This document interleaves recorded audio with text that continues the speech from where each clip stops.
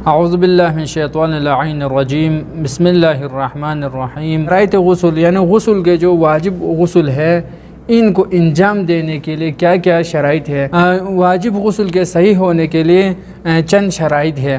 Number 1 ہے کہ غسل کرنے کا جو پانی ہے وہ پاک ہو، یعنی پاک ہونے سے کیا مراد ہے، وہ نجس نہ ہو اور مزاح بھی نہ ہو۔ پاک ہونے کے ساتھ ساتھ نجس نہ ہو اور مزاح بھی نہ ہو۔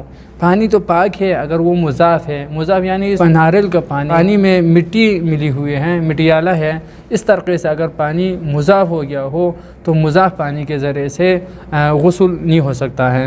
دوسری شرط ہے کہ پانی غصبی نہ ہو، غصبی نہ ہو یعنی کسی اور کا نہ ہو، یعنی حرام نہ ہو۔ اگر کسی اور کا ہو یعنی غصبی ہو، کسی نے ادھر کیا ہے بالٹی میں پانی رکھا ہوا ہے، آپ اس کو اٹھا کے لے جائے اور اس سے غسل کرے۔ اور فرماتے ہیں کہ پانی مباح ہو، یعنی غصبی نہ ہو سے مراد کیا ہے، مباح ہو، جائز پانی ہو۔ تیسری شرط ہے غسل اور نماز کے لیے وقت ہو، یعنی آپ غسل کرنا چاہتے ہیں تو پہلے دیکھیں کہ میں غسل کرنے کے لیے مجھے 5 منٹ ہوتا ہے، تو اس دورانیے کو دیکھیں، اس دورانیے میں آپ غسل کر کے نماز بھی پڑھ سکے۔ ابھی مثال کے طور پر نماز کے قضا ہونے کے لیے 15 منٹ ہے، تو اس 15 منٹ کے اندر آپ کیا ہے غسل کریں اور غسل کرنے کے بعد نماز بھی پڑھیں۔ اگر یہ وقت ہو تو آپ غسل کریں، اگر یہ وقت نہ ہو، غسل اور نماز پڑھنے کے لیے وقت نہ ہو، تو اس صورت میں آپ کا جو فریضہ ہے وہ غسل نہیں ہے بلکہ تیمم ہے۔ تیمم کر کے غسل کے بدلے میں تیمم کریں، اور تیمم کرنے کے بعد کیا ہے تیمم کرنے کے بعد نماز پڑھیں۔ چوتھی شرط ہے پانی کے ظرف، برتن، بالٹی وغیرہ غصبی نہ ہو۔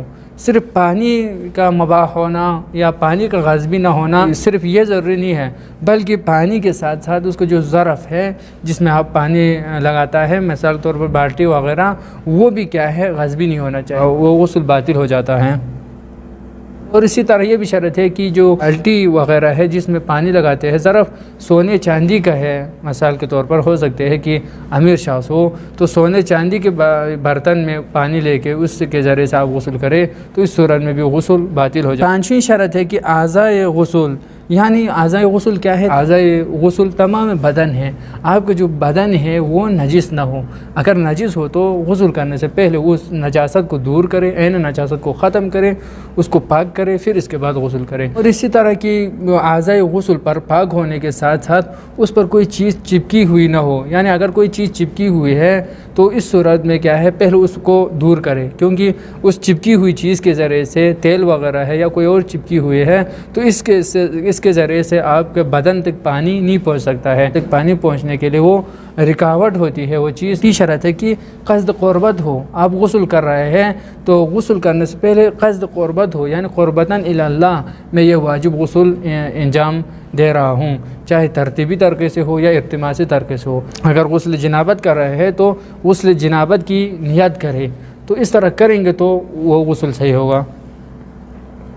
7ویں اور آخری شرط ہے کہ پانی برائے صحت مانع نہ ہو، یعنی جب آپ غسل کرنا چاہتے ہیں تو وہ جو یعنی جسم کو دھونا، غسل کرنا بدن کے لیے، صحت کے لیے مضر نہ ہو۔